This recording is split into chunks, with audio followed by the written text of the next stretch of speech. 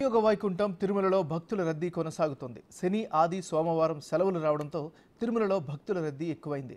అన్ని కంపార్ట్మెంట్లు, నారాయణగిరి షెడ్లు, కళ్యాణ వేదిక వరకు బయట క్యూ లైన్లలో వేచి ఉన్నారు భక్తులు. దీంతో సర్వదర్శనానికి భక్తులకు 30 గంటల సమయం పడుతోందని అధికారులు ప్రకటించారు.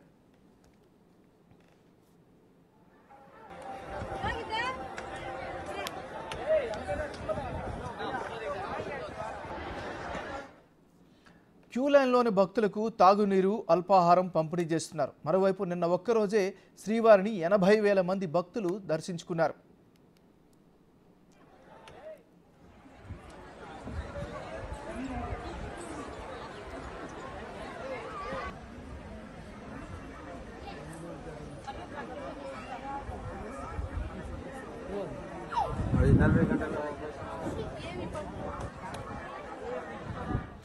మనం బ్రేకింగ్ న్యూస్ చూస్తున్నాం. కలియుగ వైకుంఠం తిరుమలలో భక్తుల రద్దీ కొనసాగుతోంది.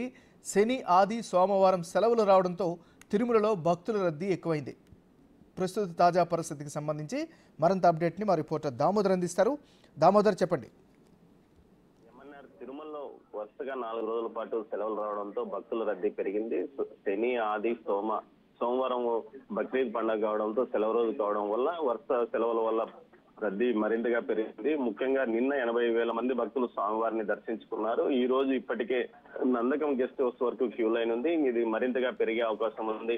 స్వామివారి దర్శనానికి 30 నుంచి 40 గంటలు పట్టే అవకాశం ఉందని కూడా టీటీడీ అధికారులు ప్రకటించారు. ముఖ్యంగా వరుస సెలవులు రావడంతో ఈ రద్దీ నెలకొందని చెప్పవచ్చు. మరోవైపు కాలినడకన వచ్చే భక్తులతో పాటు ఇటు స్వామివారి సర్వదర్శనానికి ఏదైతే టోకన్ లేకుండా వెళ్తుంటారో ఆ భక్తులకు 30 నుంచి 40 గంటలు పట్టే అవకాశం ఉందని చెప్తున్నారు. వీరికి కావలసిన అన్న ప్రసాదాలు ఏదైతే క్యూ లైన్లలోనే పంపిణీ చేస్తున్నామని చెప్తున్న పరిస్థితి. మరోవైపు ఎండవేడి అధికంగా ఉండడంతో పాటు మరోవైపు క్యూ లైన్ ఆరు బయట ఉండడం వల్ల భక్తులు కొంత ఇబ్బంది పడుతున్న పరిస్థితి. కంపార్ట్మెంట్లు పూర్తిగా నిండి నందకం గెస్ట్ హౌస్ దాటి సుమారు 2 కిలోమీటర్ల మేర క్యూ లైన్ లో ఉన్న పరిస్థితి. అయితే భక్తులకు ఎప్పటికప్పుడు కావాల్సిన చర్యలు తీసుకుంటాం. ఇప్పటికే శుక్ర, శని, ఆదివారాల్లో పూర్తి స్థాయిలో బ్రేక్ దర్శనాలు ఆపివేశామని చెప్తున్నారు. రేపు సోమవారం కూడా బ్రేక్ దర్శనాలకు అవకాశం లేదని కూడా అధికారులు చెప్తున్నారు. వరుసగా 4 రోజులు సెలవుల వల్లనే ఈ పరిస్థితి తలెత్తింది. దీనికి తోడు విద్యా సంవత్సరం ప్రారంభం కావడం వల్ల భక్తులు కూడా పెద్ద సంఖ్యలో వస్తున్నారు.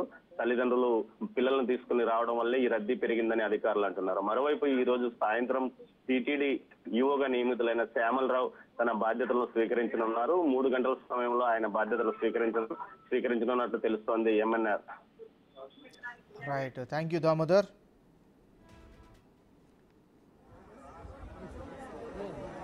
Original